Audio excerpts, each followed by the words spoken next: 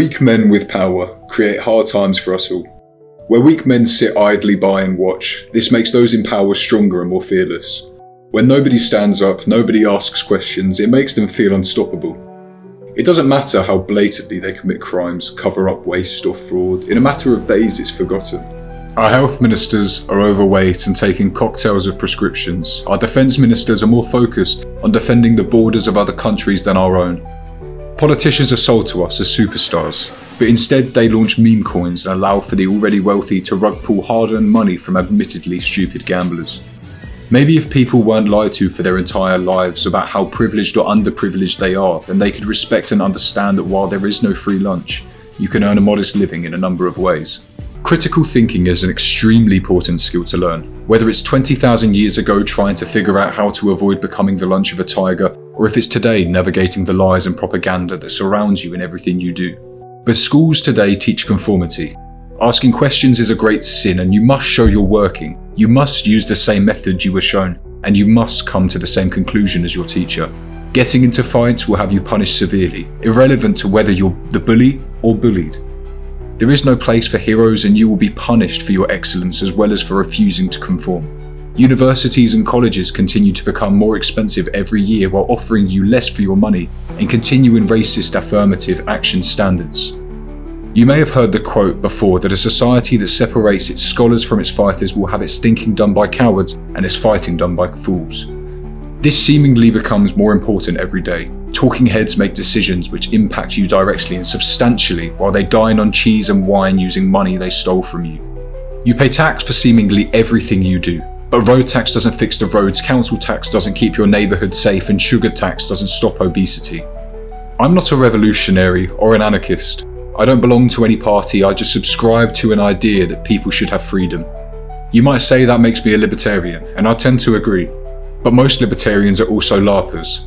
They want something to fight against, even if it's among themselves. You become a libertarian because you just want to be left alone. Then when they refuse to leave you alone, you become something else. I'm not talking about any individual government, nor any particular political party, or even any specific political idea. It literally doesn't matter who, where, or what I'm talking about. They're all the same.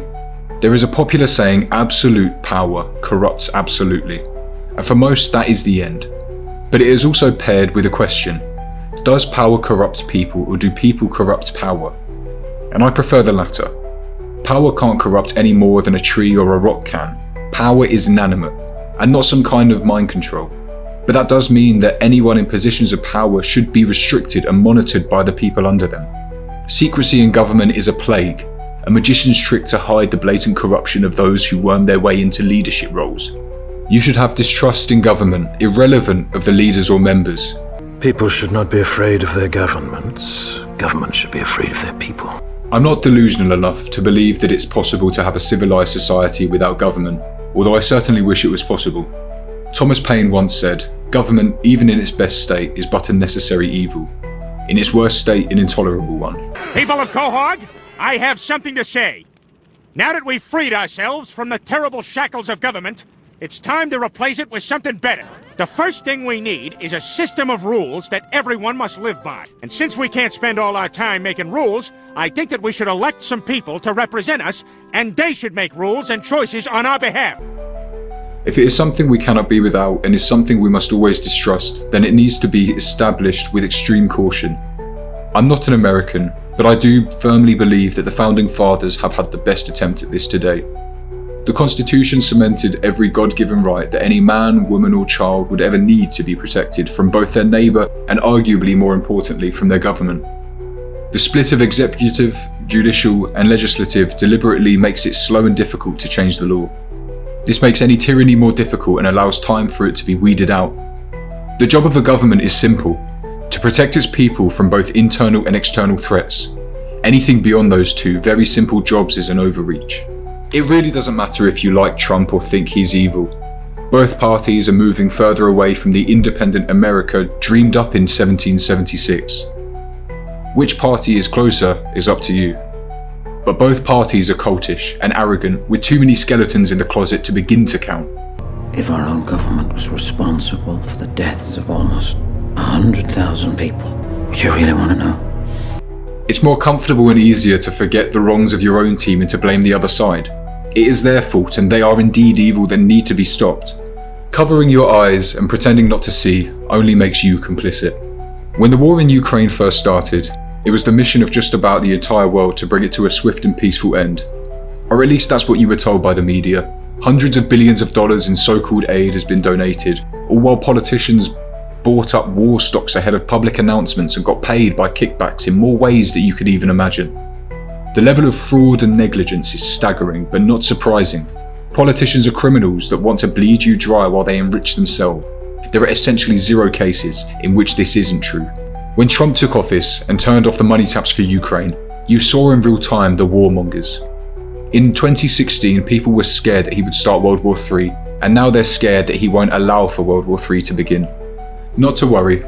The pro-peace and anti-US involvement president is still ignoring Israel's conflicts and overreaches while continuing to send them money and sneaking in executive orders to combat anti-Semitism. Then they wonder why the imaginations of people start to wander. But again, truth be told, if you're looking for the guilty, you need only look into a mirror. I know why you did it. I know you were afraid. Who wouldn't be? War, terror, disease. There were a myriad of problems which conspired to corrupt your reason and rob you of your common sense. Fear got the best of you. For decades, the acceptable position on climate change has been that it will kill us all and we must stop at nothing to remove the use of fossil fuels and clamp down on wasteful corporations. Elon Musk for a long time now was somewhat of a hero in this narrative, given his ownership of Tesla. Now though, since he has the wrong political opinions, dealerships are vandalised and burned down with near silence from the media and cheering from select few career politicians. Everyday people who own Teslas have had their cars targeted and vandalised by groups and individuals filled with such hate and anguish that they feel that it can't be contained. Hate fed once again by the media, by schools, by online forums and quite often by George Soros. Anonymous was once a very popular pro-freedom group. They had no leaders or structure. Anonymous was an idea. Beneath this mask, there is more than flesh. Beneath this mask, there is an idea, Mr. Creedy. And ideas are bulletproof.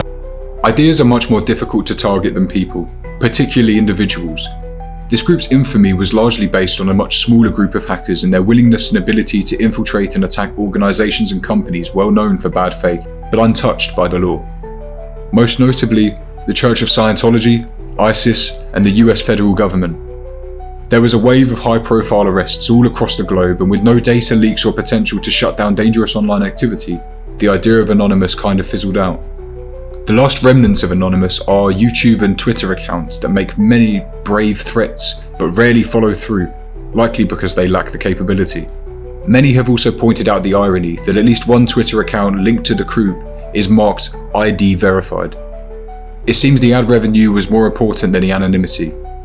One Twitter profile, Anon News, has also taken credit for alleged DDoS attacks on Twitter, once again citing Elon's fascist politics. Even Anonymous isn't free from newspeak, which if you're unfamiliar with, is a term from the book 1984 written by George Orwell. Newspeak is the literal changing of words and their definitions, like how the word gay once meant happy, but after just a few decades with a different meaning, it often makes people unhappy to refer to them that way. The irony is not lost on me. 1984 depicts a world of absolute censorship, surveillance and control. Unlike the title suggests, it was actually written in 1948, nearly 80 years ago now. If you have read it, then there's a good chance you know that it's scarily accurate for a book written before most homes even owned a TV. Orwell saw the writing on the wall back then. He thought it had gotten bad enough and that it couldn't get much worse. He came to the title 1984 because he simply flipped the numbers 4 and 8 around. We've been warned, time and time again, all throughout history of the overreach of those in power, whether they're elected or not, but we still ignore it. We roll over and let them do whatever they want, unopposed and without risk. Policies which are polled as 70 to 80% unfavourable among voters are introduced anyway. Thomas Jefferson once wrote, "God forbid we should ever be 20 years without such a rebellion. The people cannot be all and always well informed. The part which is wrong will be discontented in proportion to the importance of the facts they misconceive. If they remain quiet under such misconceptions, it is lethargy, the forerunner of death, to the public liberty. The quote has been tied to the Second Amendment by many, who suggest that he thought that it would be necessary to exercise every 20 years. While he never addressed 2A directly and made these comments long before the 2A was written, it remains a relevant part of conversation for the people to not allow for tyranny. The only problem comes when, like today, half of America believes that they are tyrannized by the other half. How do you resolve that? I've been of the opinion for a while now that America will have a civil war within the next 20 to 50 years. Maybe splitting the country in half is the best end result. A West United States and an Eastern United States. Trouble is brewing globally though, and we might start running out of places to go that we can be left alone. Albert Camus, a French philosopher and journalist, was once quoted as saying, "The only way to deal with an unfree world is to become so absolutely free that your very existence is a rebellion." Violent revolution is probably not necessary to become free. If you stop playing their game, they lose their power. Thank you for watching.